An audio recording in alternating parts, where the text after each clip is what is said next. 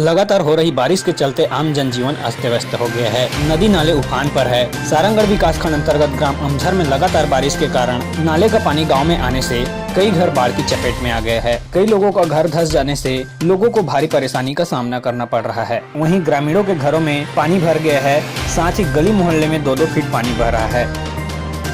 CG times news के लिए प्रकाश तिवारी की रिपोर्ट।